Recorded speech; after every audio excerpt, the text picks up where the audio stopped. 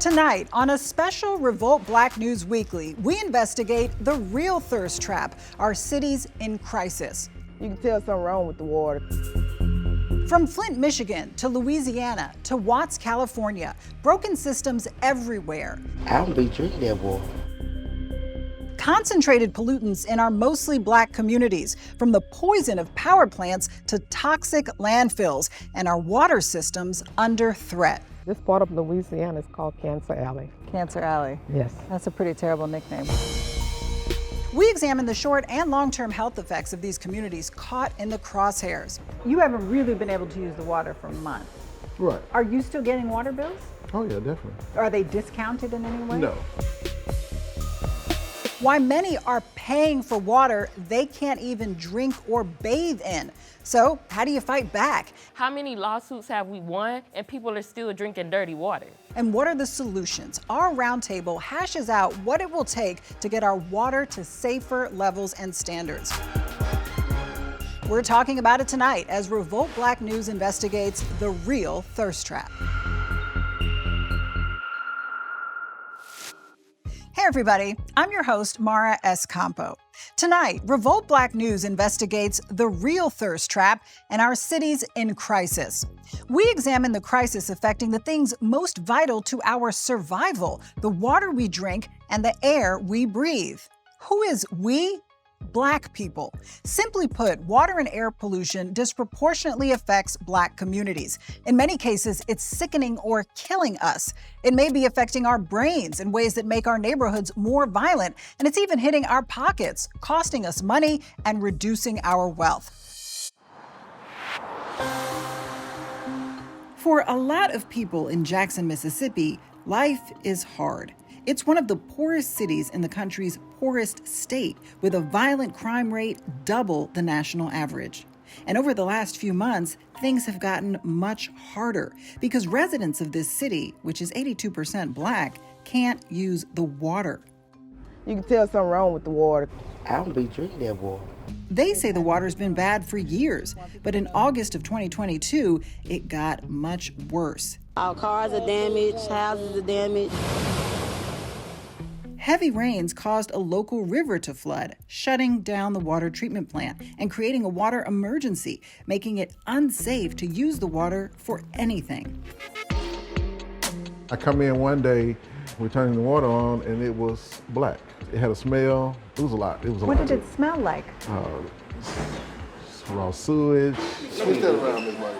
Tim Norris was born and raised in Jackson. He runs Mom's Dream Kitchen, the restaurant his mom opened 35 years ago. Single mom, 5 kids, started this all by herself.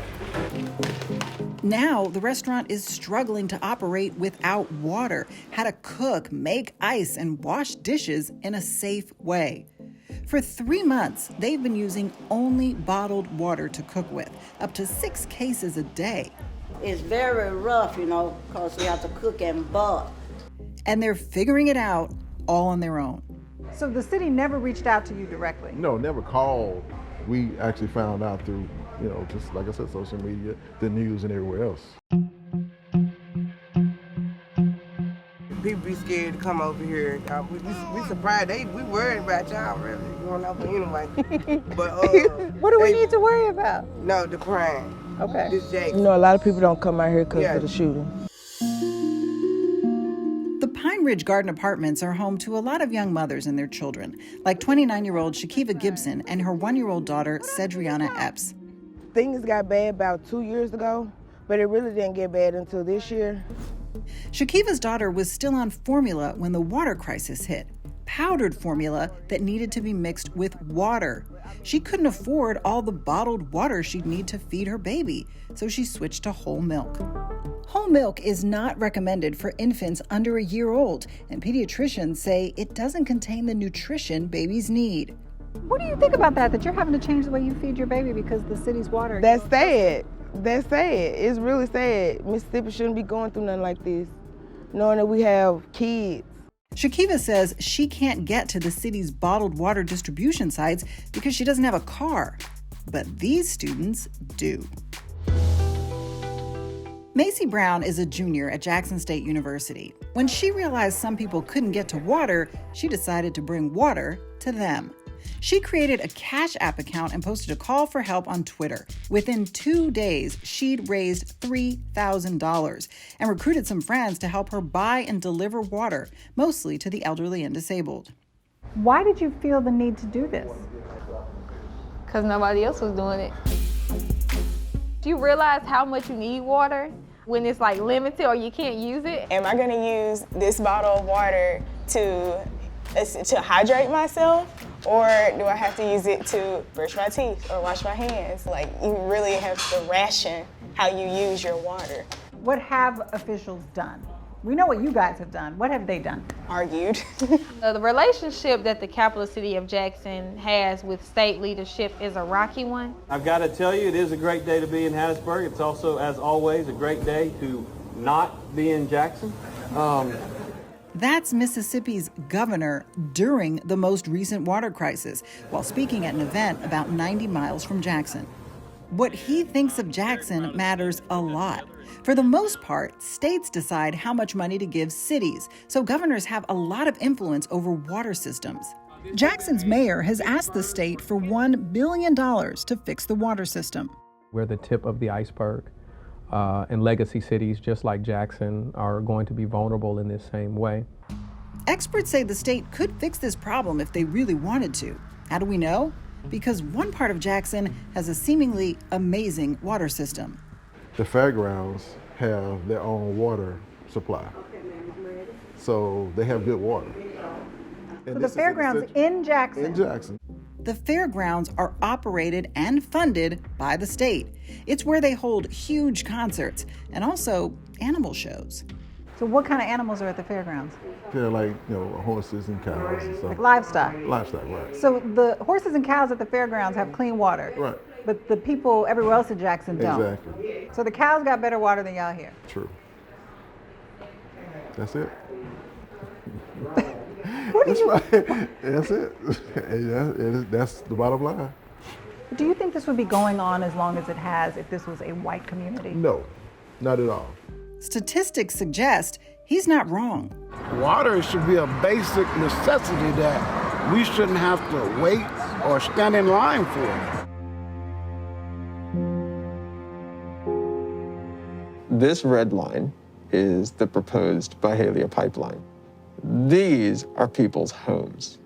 It's known as environmental racism, a term to describe the fact that Black communities are 75% more likely to live near facilities that produce hazardous waste and are exposed to 1.5 times higher levels of pollution from water contamination, refinery smoke, and poisonous landfills than white citizens.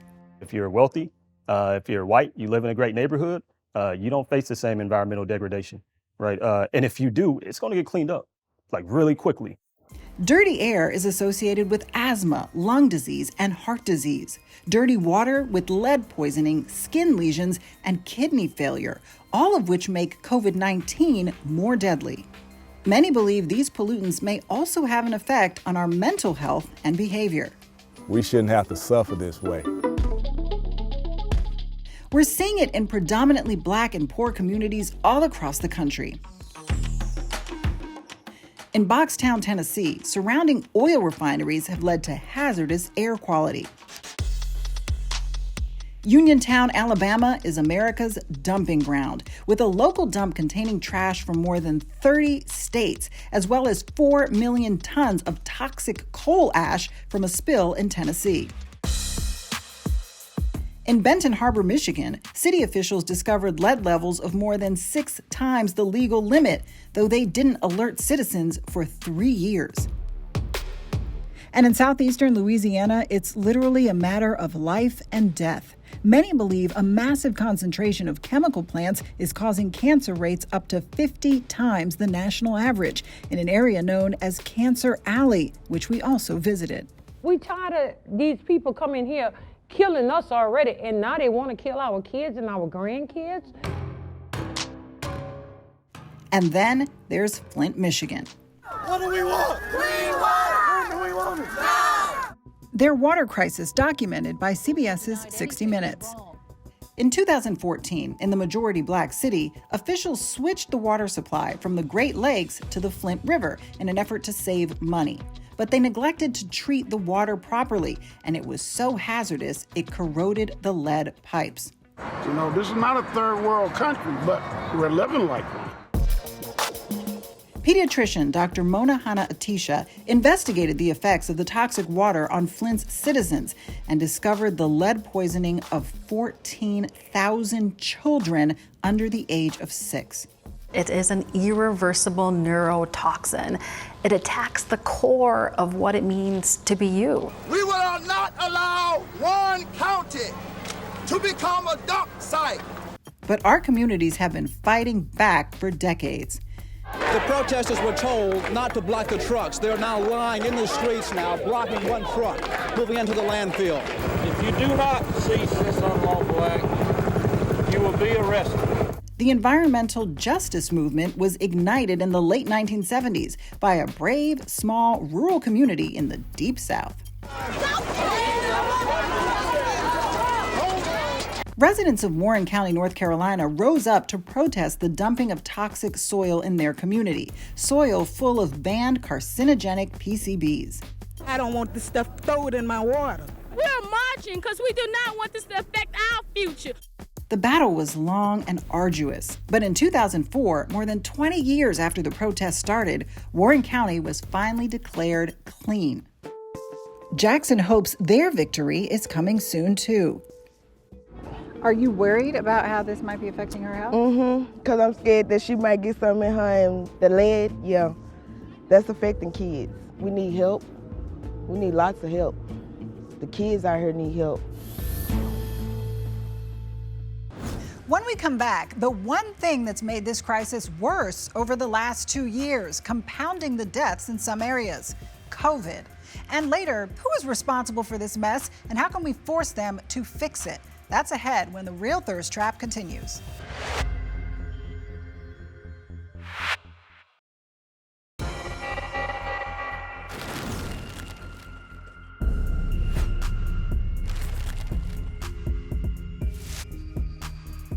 Welcome back to the Real Thirst Trap, Our Cities in Crisis. What happens when you spend years or even decades drinking water containing dangerous levels of lead or filling your lungs with air polluted by nearby factories? Unfortunately, we know the answer. Black people are almost 4 times more likely than white people to die from air pollution. It also contributes to a number of other health issues like asthma and heart disease. These existing health issues made COVID even deadlier for Black people in highly polluted areas. Areas like one stretch of Louisiana along the Mississippi River.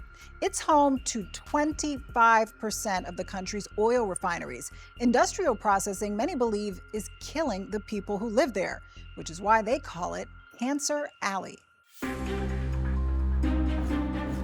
On a stretch of land along the Mississippi River, once home to slave plantations, a new kind of oppression. This part of Louisiana is called Cancer Alley. Cancer Alley. Yes. That's a pretty terrible nickname. Why do they call this Cancer Alley? Because we have so many high rates of people dying with cancer. This area spans 85 miles between New Orleans and Baton Rouge, Louisiana, home to more than 150 chemical plants, refineries, landfills, and factories. It's home to the country's only neoprene plant, which emits a well-known carcinogen. And 25% of the country's oil production is done here. Most of the industrial plants are located in the majority Black parts of St. John, St. James, and St. Charles parishes. And many who live here, like activist Sharon Levine, say they are being poisoned with cancer-causing chemicals. How do you feel the presence of all this industry around you? The smell. You could smell a foul odor, like a rotten egg, like chemicals, like ammonia, and our soil is not productive anymore. Pecan trees, I have one tree that's hollow. It bears the pecans. When you crack the pecans, it's hollow. So you have a pecan tree that is making pecans, the shell, but there's no nut? Meat inside, no.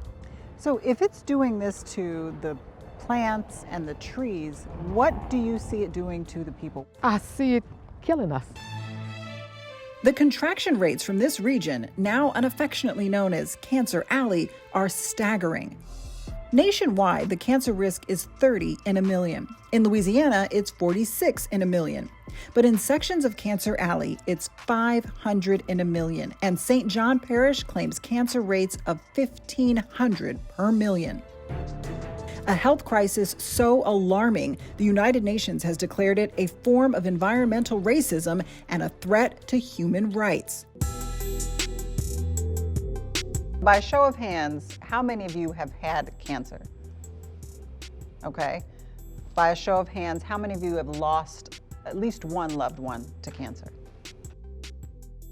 When people start getting sick in our community and everything was, oh, you got a bad sinus infection, or you go take 2 aspirin for your headache and stuff. We didn't realize all of this was coming from the plant. You got a plant on this side and a plant on this side, and I'm in the middle, so I'm the meat. The plant is the bread, and I'm sandwiched in between. Brenda and her brother Leroy survived cancer. Their brother Gibbons did not. Yes, I love him and miss him. So these are all the cancer-associated deaths in your family? Yes. Your grandfather, your grandmother, your brother, and your mother to cancer? Yes. Loved him a lot. I ain't had him long enough, but it's all right. This is my brother-in-law, Raymond. This is my cousin, Jackie Fascio Levy. And this is my beloved sister, Joyce Pye, Jasmine. We're not out here just fighting because we want to. We're fighting because we didn't experience cancer. Our group was supposed to be joined by a 5th cancer survivor, but she couldn't get to us because the road was closed for a chemical spill. Everywhere around is blocked. They don't want us to leave. Can you see or smell anything? Yeah, I can smell some kind of chemical in the air. Yeah, it had my nose burning. The major health concern in this area is cancer, but pollutants can cause a range of health problems, including asthma, lung disease, liver failure, skin rashes, and cognitive problems, all depending on where you live, what you're exposed to, and how much. The only way that you can see this level of disparity is when it impacts low-income people of color. That's the bottom line. Journalist Erica Hensley has been investigating the effects of lead poisoning on children in Mississippi, which causes permanent, non-reversible brain damage. Hensley says even tracking down the most basic health data is hard. A lot of places aren't looking for it because they don't want to find it. It took her 3 years to get the information she needed to combine lead screening results with a map of Jackson. 3 years just to determine which communities were most at risk. The whole point of lead poisoning prevention is to find who's at risk and let them know and try and help them. So we're really gaslighting folks into thinking your public health problems are on you, when really the public health problems are on the public and the state health department that's charged with protecting that public. Some say officials may be intentionally dragging their feet. The first thing these polluting industries and corporate interests do is buy off your health departments. Most of the leadership comes from the community. It's remarkable. It doesn't come from elected officials. It doesn't come from government regulators. And that's exactly what Sharon is doing. She founded the faith-based nonprofit Rise St. James to keep any new facilities out of her community and to force the ones who are here to clean up their mess. Do you think that they want you to just go? They want us to just die. They want us to die off and they can just have all of our land. But that's not gonna happen. So we stand here today and we're gonna fight. We were being poisoned. No more. You've heard about the impact the water crisis is having on our physical health, but what about our mental health? When we come back, what all of these pollutants may be doing to the brain and how that could be making the streets less safe.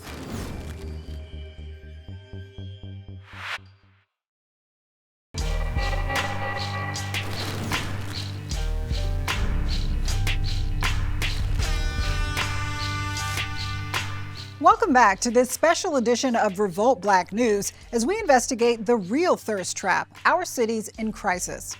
It makes sense that pollutants affect the body, but could they also be affecting behavior? It's not a stretch. Some pollutants, like lead, are neurotoxins, meaning they target the brain and could lead to behavioral problems, learning disorders, and even aggression, potentially increasing everything from school suspensions to incarceration to crime. Some folks in Watts think that's exactly what's happening in their community. They say it's no coincidence that areas known for having lead in the water are also some of the most violent. This is Jordan High School in Watts, California, and this is a metal recycling plant that school officials say is poisoning the air, soil, and water. It's basically in the school's backyard, just feet away. What types of things would happen? When things fall, you would see like the dust and everything like fly up. You would see it? Yeah, you would see like particles and stuff like in the air. They told us not to drink from the fountains. A lot of people here think that dust is toxic, filled with dangerous chemicals like lead. Testing done by the school district in 2020 found lead concentrations 75 times higher than the EPA's threshold, and it may be affecting students in some unexpected ways. How often were there fights at school? I would say there's at least one fight a week. They're fighting so hard that like they're falling and they're like bleeding from their heads and stuff. No one ever knew the reason why. It was just fights just breaking out of nowhere. Watts is about 20 miles from the glamorous parts of LA, like Beverly Hills and Hollywood, but it feels like it's a world away. The predominantly Latino and Black neighborhood has a poverty rate 2.5 times the national average and a violent crime rate 3 times the national average. It's also one of the most polluted areas in the entire country, facing toxic contamination for decades, since long before the 1965 Watts riots, with several industrial facilities packed into just 2 square miles. Raising the question, could these pollutants be changing the way people behave, making some more violent and quicker to snap? What was your upbringing like? My upbringing was I grew up in a bookie joint. What's a bookie joint? A bookie joint is a place where people gamble. So I grew up running numbers when I was 6 years old. Lifelong Watts resident O'Shea Luja has seen a lot of beauty here, his poetry inspired by Watts's history as an artistic hub. But he's also seen a lot of pain. In the 3rd grade, my mother had her first nervous breakdown. I was at Grape Street Elementary in Watts, and she came to whoop me in her underwear with a scarf wrapped around her head. I ran all the way home, and I saw our furniture outside in the streets with my little sister sitting on the grass looking like, your guess is just as good as mine. Did it happen more than once? Yes, before I got out of the 7th grade, my mother had about 8 nervous breakdowns. So my education came in when I had to find out why my mother's nervous system broke down. Tim Watkins has been trying to answer some of the same questions. Why did you feel the need to do your own testing? Because I couldn't get anyone's attention. Born and raised in Watts, Tim has lived most of his life on the same corner with a front row view of how violence has plagued this community. I grew up between 2 neighborhoods that were constantly warring, dead bodies all up and down the street. Surrounded by death, he devoted himself to improving life in his hometown, creating the Watts Labor Community Action Committee. Environmental justice is one of their top priorities. The whole community is contaminated, air, water, and soil. If you're born and raised in Watts, you stand to live 14 years less than elsewhere in the city. So I went out and actually rented X-ray fluorescence equipment. And what I found in those tests was between 600 and 1,000 parts per million. The standard in the state of California for lead content in soil in residential areas is 80 parts per million. So if that's the standard, then why should my kids in Nickerson Gardens or Imperial Ports or Jordan Downs be living in the midst of 1,000 parts per million? The connection between pollution and violence isn't just in Watts.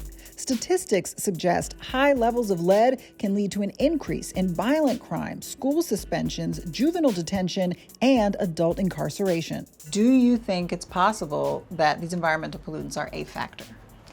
I definitely think that it's a possibility for sure. Environmental toxins and pollutants can definitely have an effect on how our brain functions. If lead is altering the levels of those important neurotransmitters that are helping our brain signal, helping us function, helping us make decisions, if those are altered, then our behavior is going to be altered. So when it comes to violence, it sounds like it's a combination of mood, of impulse control, that those things could result in someone behaving in a violent way, whereas otherwise they might not. Exactly. Baltimore consistently has some of the highest violent crime rates in the country, and they went through a lead poisoning crisis where 65,000 children were found to have dangerously high blood lead levels between 1993 and 2013.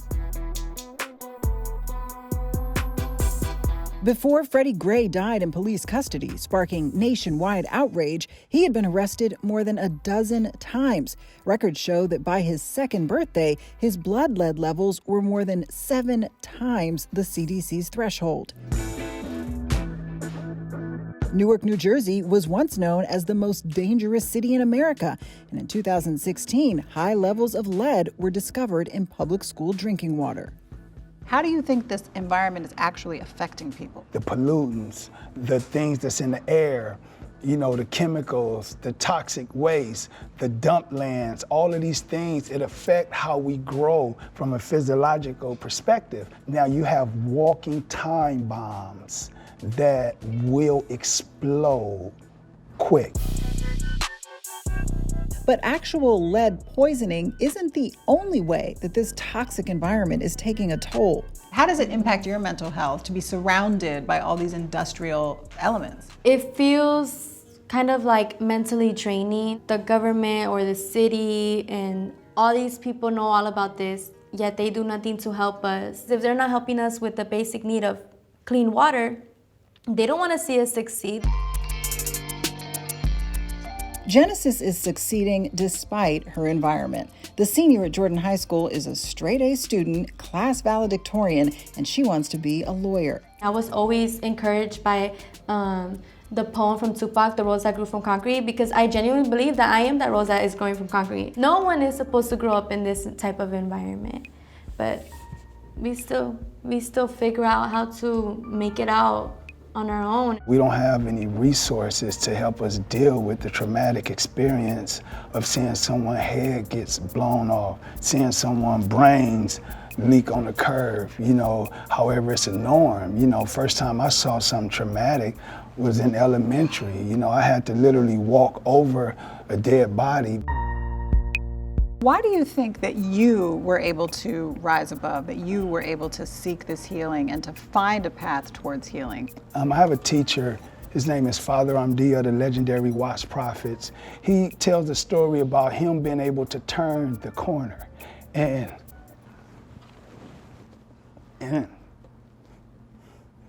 he tells the story about him being able to turn the corner. He don't know why he was able to, but he was able to turn the corner. It just was someone that was able to tell me, I see you. And then I felt seen, and then I wanted to read, and then I wanted to change my environment. For O'Shea, that change came through poetry. After going to more than 40 funerals before his 25th birthday, he turned to spoken word, giving a voice to all of the concrete roses growing in Watts. My mama say, stay on the one, my son, and never forget to cha-cha with your soul. Purple people. When we come back, going green, it takes on a whole new meaning. We'll take a look at why this environmental crisis is hitting your wallet hard.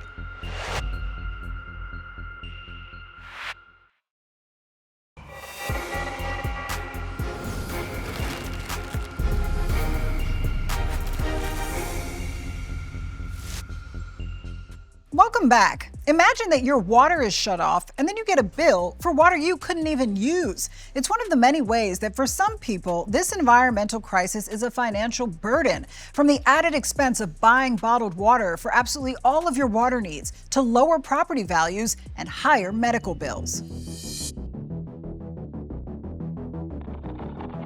Call it the pollution tax, the financial cost of environmental racism.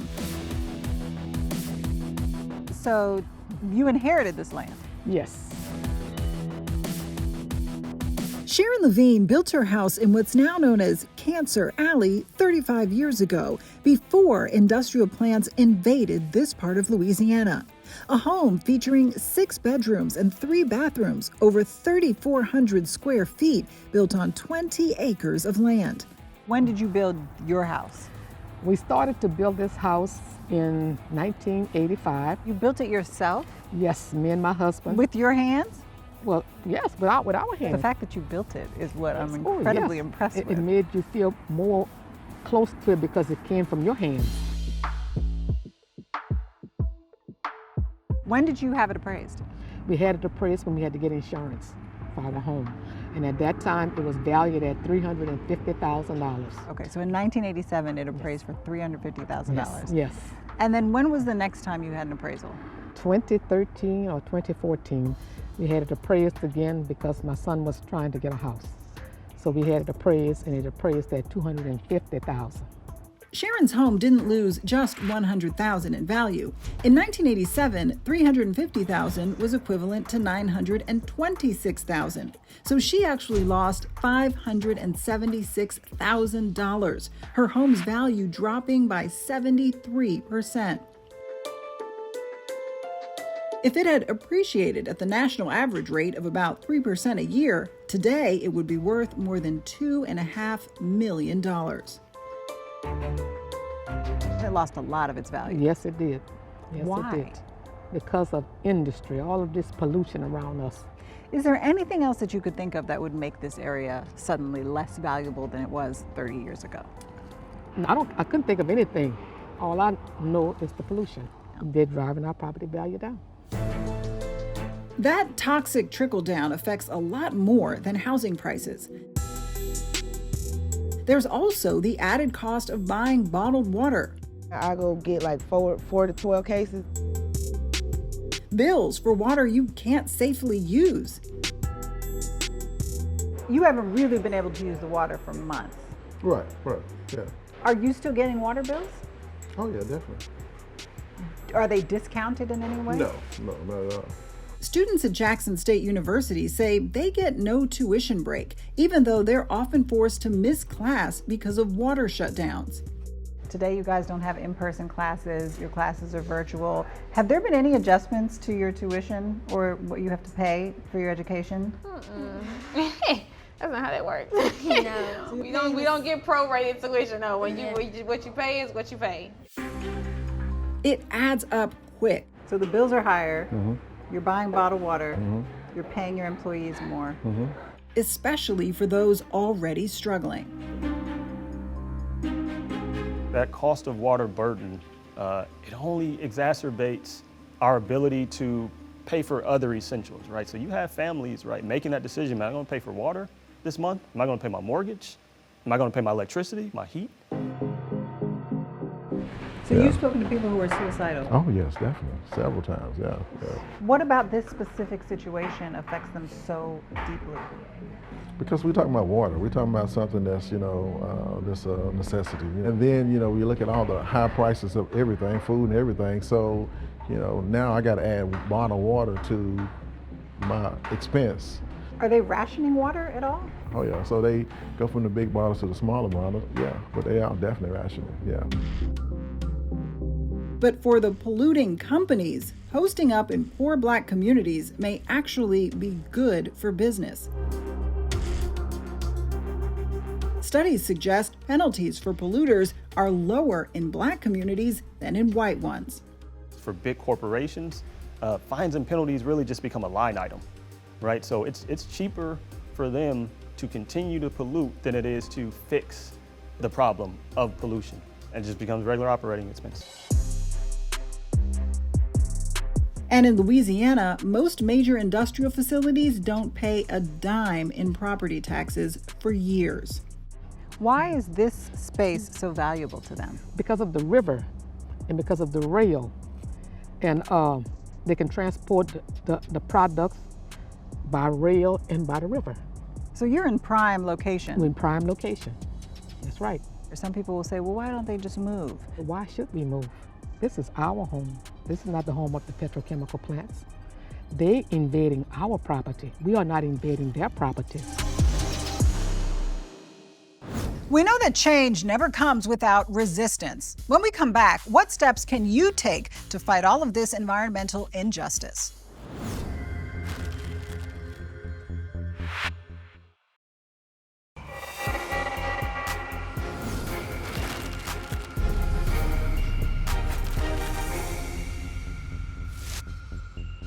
Welcome back to this special edition of Revolt Black News as we investigate the real thirst trap, our cities in crisis. Well, you'd never know it from looking at the boards of mainstream environmental groups, but Black people have been at the forefront of the environmental justice fight for decades. And we're now joined by a group of those leaders for the most important things we can do right now to tackle this problem. To help us hash this out and fully wrap our heads around it all, we have Calandra Davis, an environmental justice activist and community organizer, Jeremy Orr, a professor of law at Michigan State University who specializes in environmental and civil rights, and Latricia Adams, a Memphis, Tennessee native. Latricia is also the youngest African-American woman appointed to the White House Environmental Justice Advisory Council. Yes, Latricia. Welcome to you all. Thank you for being here to discuss this. So Jeremy, I'm going to start with you because when I go around and talk to family and friends about this story and what I've learned in reporting this story, everybody has the same question. Who is supposed to fix this? So I pose that question to you. Who is responsible for fixing these issues? I think it's the people who are responsible for causing the problem, right? And oftentimes we can look and place that blame squarely on our government, right? State governments, local governments, and federal governments who have kind of allowed, not only allowed, but oftentimes required certain toxic infrastructures to be placed in Black communities, low-income communities, and have subjected our communities to environmental degradation for decades. So are those elected officials?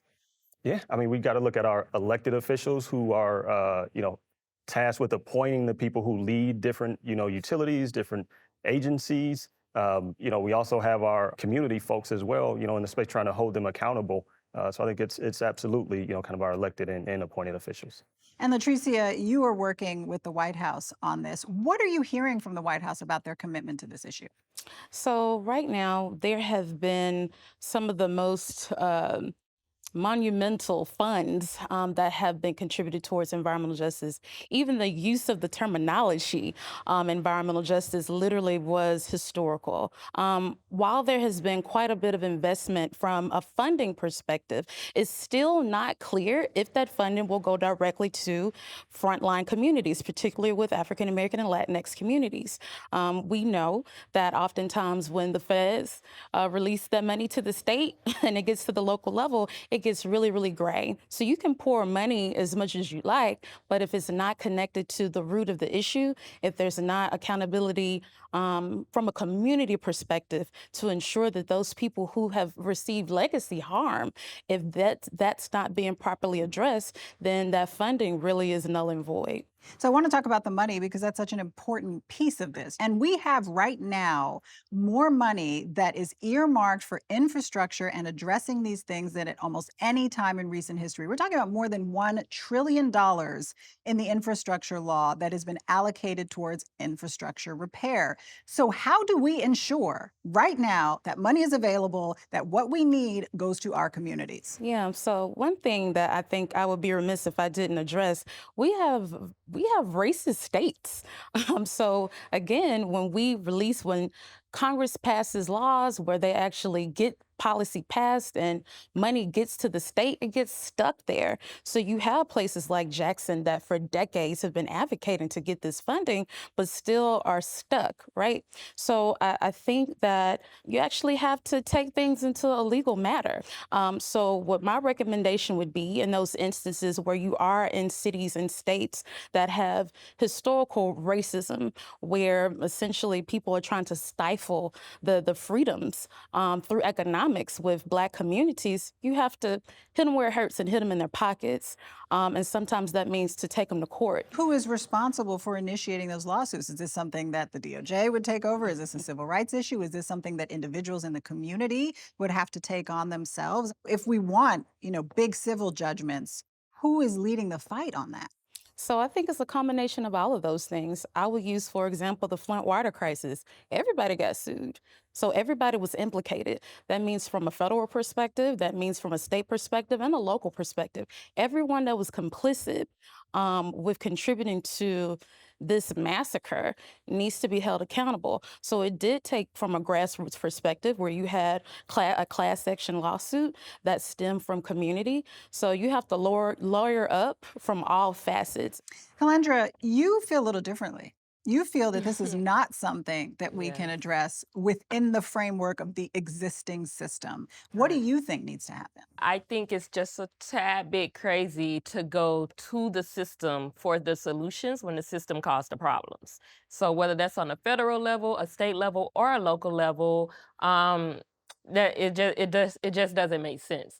And so, for example, with the federal dollars coming down to the state, even with COVID relief dollars, in a past life, I was a policy analyst, and I understood that those COVID relief dollars came to a local level, and then they were used towards policing.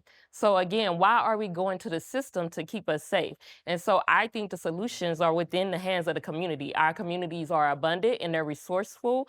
And yes, those dollars do belong to the community, but I don't think we need to put our efforts towards, as long as environmental injustices or justices are tied to the capitalist system, putting our efforts towards that system, in my opinion, will not help us. And so our communities have to really stand up. Our communities come together. Our communities need to be organized, most importantly, in order so that we can own and operate our water systems. So then what does that look like, own and operate a water system? I would not know the first thing about creating a water system in my neighborhood. I mean, a bucket, I boil some water, I wouldn't know what to do. How do you do that? That's a good question. And it's going to sound very simple at first. The first thing is we have to know who are we in community with. And so again, that's why it starts with community organizing. But I can talk about one of the efforts or some of the efforts I'm involved in Jackson, Mississippi, and not only in Jackson, also in rural Mississippi. And that's ensuring that we can put wells in the ground, so that our systems are then owned and operated by our community. So one, we know our community, and then two, our community then owns the well system. Our community understands the cleanliness of the well system. We can test the water. We do have one well in one part of rural Mississippi. We're working on that process in Jackson, and we're doing that outside of the system. But that takes money, that takes a lot of organization, that takes a lot of time, and that is money and time and emotional and spiritual capital that other communities don't have to spend. Should we have to be digging our own wells? So you're definitely right. It takes money, time, resources, all kind of things. But we can ask ourselves, how much money was given to bring in plastic water bottles to Jackson? Communities have resources. Communities are abundant, especially Black communities. So I don't want to look at it as if we're powerless. The problem is that systems are organized and that systems are trying to take that power from our communities. The problem is that we focus so much on harm reduction. But harm reduction is not sustainable. Like you said, this is a decades-long fight. How many lawsuits have we won and people are still drinking dirty water?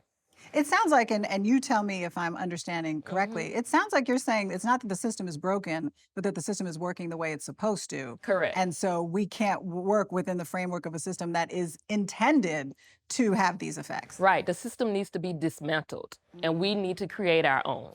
And before we go, one final thing, each of you, what is one thing, if somebody watching this right now wants to get involved and take action, but they're just one person, what is one thing that someone can do that you think will have impact?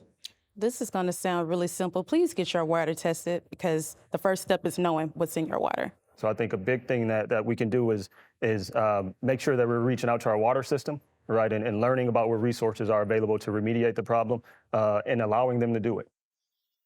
Yeah, just making sure, talking to the people in your community and figuring out the ways to come up with sustainable solutions, figuring out what works for your community, figuring out if that's a well system, if that's rain catchment, and understanding too that we have the resources. Because we are not powerless, as you said. Right. Thank you guys all for your time and helping us break this down. I really appreciate it.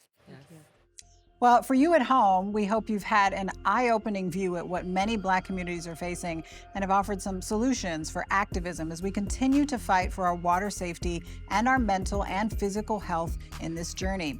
The real thirst trap in our communities in crisis. Thank you for joining us. I'm Mara Escampo.